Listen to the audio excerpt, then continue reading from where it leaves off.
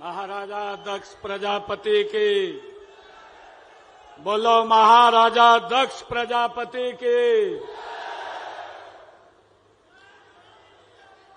आज हमारे सब के लिए आज ये बहुत ही गौरव का दिन है कि आज महाराजा दक्ष प्रजापति जी महाराज की हम जयंती मना रहे हैं। इस अवसर पर हमारे भारतीय जनता पार्टी के प्रदेश के माननीय अध्यक्ष मोहनलाल कौशिक जी, आज के इस कार्यक्रम के आयोजक जिनकी अध्यक्षता में आज ये कार्यक्रम चल रहा है, हरियाणा सरकार के हमारे कैबिनेट मंत्री रणबीर गंगवा जी,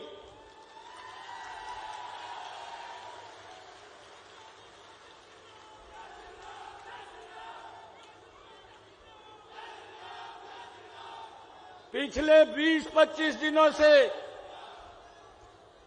इस भयानक गर्मी की परवाह किए बिना जैसे आज आप यहां इतनी भारी गर्मी के अंदर भी गुरु जी को याद करने के लिए आप बैठे हैं, ऐसे इन्होंने मेहनत की है।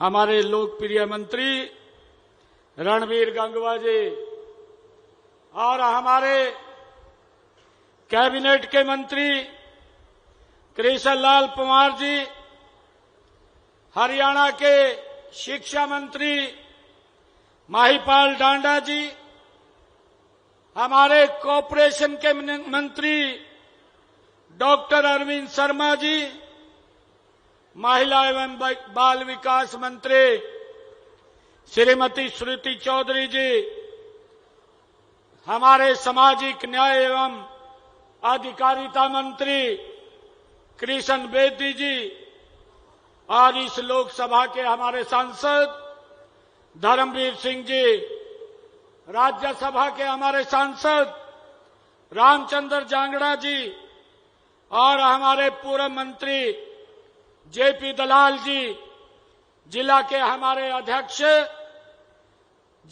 वीरेंद्र कौशिक जी और हमारे भिवानी के विधायक घनश्याम सराफ जी, भिवानी खेड़ा के हमारे विधायक कपूर वाल्मीकि जी, जिला की हमारी प्रभारी रेणुबाला डाबला जी और हमारे नलवा के विधायक रणधीर पनिहार जी, कोरम में मेयर रहे यमुनानगर मदन चौहान जी, कोरम में जिला के अध्यक्ष रहे नंदलाल धानिया जी, श्रीमती मीना परमार जी, मुकेश गौड़ जी, शंकर धूपड़ जी, जवाहर सैनी जी और रामेश्वर प्रजापति जी और उपस्थित इतनी भारी संख्या में हरियाणा के कोने कोने से आप सब यहां पधारे हैं।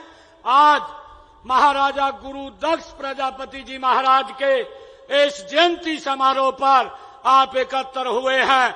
मैं आप सबको दोनों हाथ जोड़ करके राम राम करता हूं, आप सबको प्रणाम करता हूं।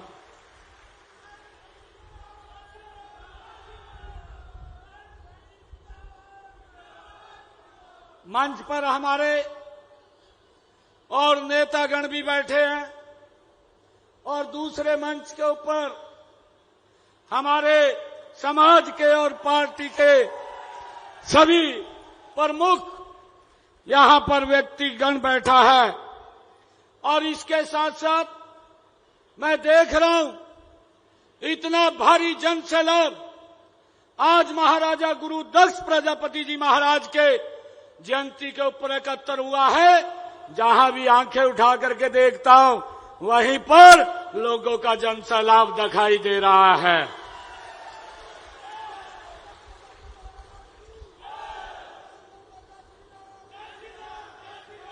मुझे खुशी है कि आज भगवान शिव जी के पावन मास पावन पर्व का आज तीसरा दिन है, आज तृतीय दिन है। यह दिन महाराजा दक्ष प्रजापति जी की जयंती का ये पावन पवित्र दिन है। इस भव्य समारोह में आप सभी के बीच में आज मुझे आने का अवसर मिला है। मैं अपने आप को गौरवान्वित महसूस कर रहा हूं।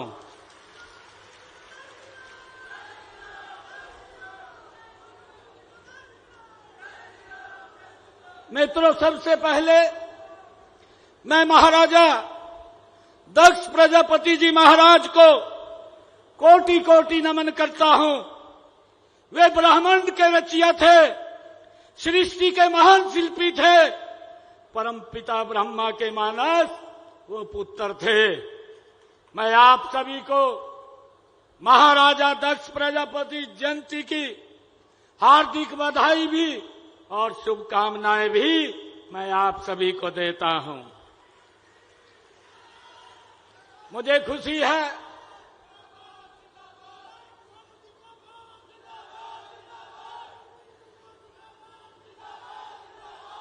खुशी है कि हमने समाज के हर वर्ग के उत्थान और प्रदेश के हर क्षेत्र के समान विकास के लिए हरियाणवी एक की भावना से हमारी सरकार काम कर रही है। मुझे ये भी खुशी है कि आज इसी कड़ी के बीच में जब महाराजा गुरु दक्ष प्रजापति जयंती का हम भव्य आयोजन कर रहे हैं, तो हमने भिवानी जिला के 234 करोड़ 38 लाख रुपए की लागत की 19 परियोजनाओं के उद्घाटन और शिलान्यास आज किए हैं। आज गुरु दक्ष प्रजापति जी महाराज को वो समर्पित किया है। इनमें मुझे खुशी है बताते हुए कि आज हमने 87 करोड़ 42 लाख रुपए की लागत की 6 परियोजनाओं के आज उद्घाटन हुए हैं और लगभग 147 करोड़ रुपए की लागत की 13 परियोजनाओं के आज शिलान्यास हुए हैं। मुझे ये भी खुशी है कि महाराजा दक्ष प्रजापति महान राजा थे, दूरदृष्टा थे, कुशल प्रशासक थे और सृष्टि के विस्तारक थे। मुझे खुशी है बताते हुए कि उन्होंने समाज को एक अनुशासित और व्यवस्थित ढांचा प्रदान किया है। उन्होंने हमें सिखाया है कि हम किस प्रकार से एक संगठित समाज का निर्माण होता है, किस प्रकार नियमों और धर्म का पालन करते हुए जीवन को सार्थक बनाया जा सकता है। हमें इस बात की खुशी है कि इस प्रकार मनुष्यों में सबसे पहले जो कलाकार के रूप में जो दक्ष प्रजापति हुए हैं, वो महाराजा दक्ष प्रजापति हुए हैं। मुझे खुशी है कि मेरे सामने आज ऐसे हजारों कलाकार उपस्थित हैं। मैं आप सबको भी दोनों हाथ जोड़ करके नमन करता हूं। मुझे ये खुशी है कि मिट्टी के बर्तन तथा मूर्तियां ये आदिकाल से कला हमारे देश की सभ्यता से ये जुड़ी हुई है। मुझे ये भी खुशी है कि आज तक इतिहास को जानने को जितनी भी खुदाई हुई है और उसमें जितनी वस्तुओं के साथ साथ मिट्टी के बर्तन व मूर्तियां वहां जरूर मिली है। हम लाखों वर्षों का इतिहास जब देखते हैं तो उसके अंदर हमारे समाज का महत्वपूर्ण योगदान उसके अंदर दिखाई देता है। मुझे ये भी खुशी है कि हमारे प्रदेश में बनवाली व राखीगढ़ी गांव का उदाहरण के तौर पर अगर हम देखते हैं, जो उनके टिल्लों की खुदाई हो रही है, उनमें सिंधु घाटी सभ्यता के समय के उससे भी पहले की मिट्टी की मूर्तियां और बर्तन वहां पर आज भी उस खुदाई के अंदर हमें मिल रहे हैं।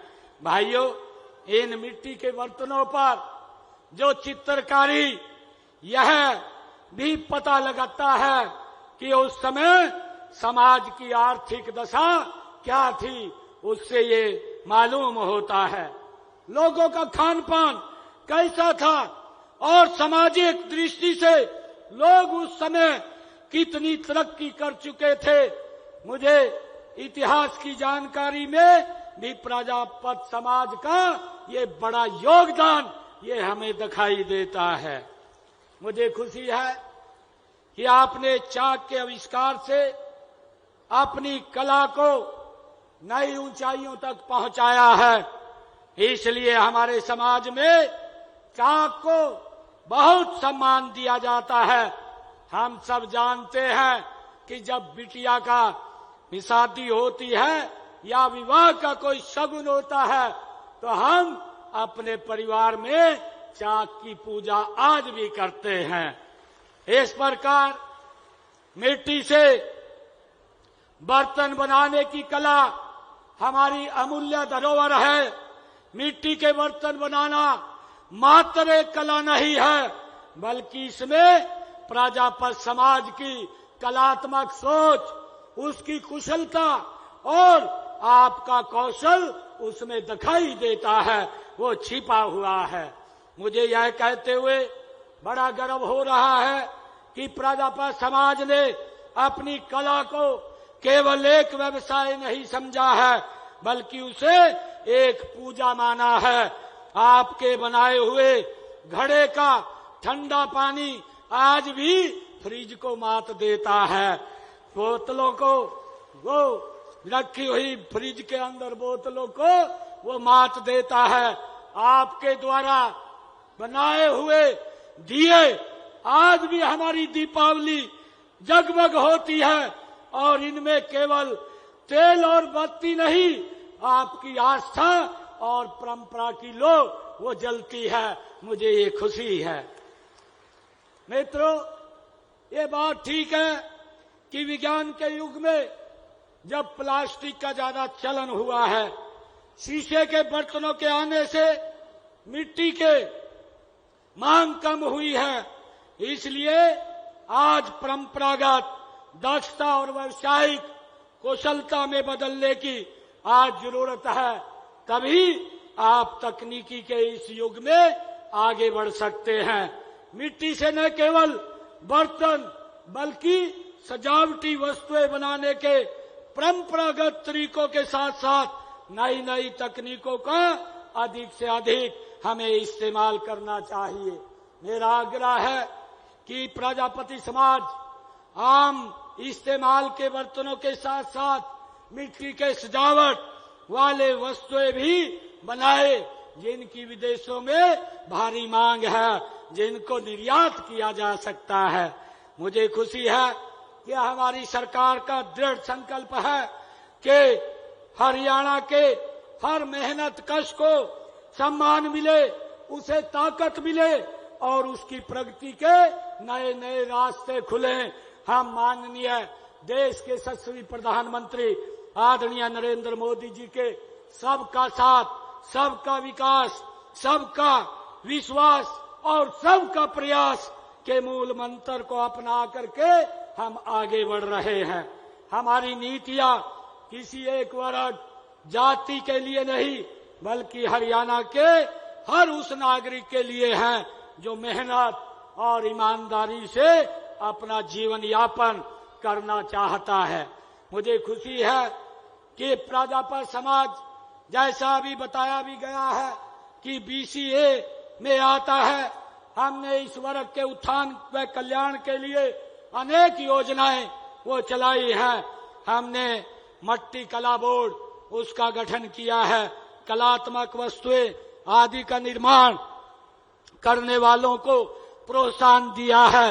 हरियाणा में हमने पिछले दिनों पिछड़े वर्ग की जो क्रीमी लेयर व्यवस्था थी, उसको केंद्र के आधार पर करने का निर्णय ये आपने लिया है।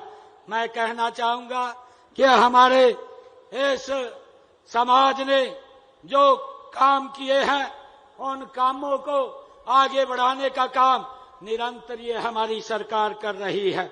मुझे ये भी खुशी है कि हमने पंचायती राज संस्थाओं में बीसीए वर्ग के लिए हमने 8% का आरक्षण देने का ये काम हमारी सरकार ने किया है। पिछड़े वर्गों के उत्थान के व कल्याण के लिए पिछड़ा वर्ग आयोग का गठन हमारी सरकार ने किया है। पिछड़े वर्ग के बीपीएल परिवारों की बेटियों की शादी पर अभी निर्णय लिया गया, जिसमें हमारे रणबीर गंगवा, हमारी हरियाणा की पूरी कैबिनेट, उन्होंने एक मुश्त ये निर्णय लिया कि पिछड़े समाज की बेटियों को जो पहले 41,000 रुपया शादी पे दिया जाता था उसको बढ़ा करके 51,000 रुपये करने का काम ये हमारी सरकार ने किया है। और धीरे धीरे करके इसको और सशक्त और मजबूत किया जाएगा। मुझे खुशी है कि गरीब और जरूरतमंद परिवारों को स्वास्थ्य सुविधाएं उपलब्ध कराने के लिए आयुष्मान भारत और प्रधानमंत्री जन आरोग्य योजना इस प्रकार की शुरू की गई है। इस योजना के तहत सालाना 5 लाख रुपए का वो मुफ्त इलाज देने की सुविधा ये हमारी डबल इंजन की सरकार कर रही है। मुझे ये भी खुशी है कि किसी समाज का उत्थान करने के लिए उसे आधुनिक शिक्षा की आवश्यकता है। गरीब के लिए बच्चों की पढ़ाई का खर्च उठाना ये बहुत मुश्किल होता है, इसलिए पिछड़े गरीब वर्ग के 3 लाख रुपए तक वार्षिक आय वाले परिवारों की बच्चों की पढ़ाई के लिए 15 लाख रुपए तथा विदेश में पढ़ाई करने के लिए 20 लाख रुपए तक का ऋण 4% वार्षिक ब्याज पर देने का काम ये हमारी सरकार कर रही है। मुझे ये भी खुशी है कि प्री मैट्रिक छात्रवृत्ति योजना के अंतर्गत हमारे अन्य पिछड़ा वर्ग जिनकी पारिवारिक आय 2-2.5 लाख रुपए तक है, उनके 9वीं 10वीं कक्षा में पढ़ने वाले विद्यार्थियों को 4,000 रुपए वार्षिक शैक्षणिक भत्ता भी देने का काम ये हमारी सरकार कर रही है।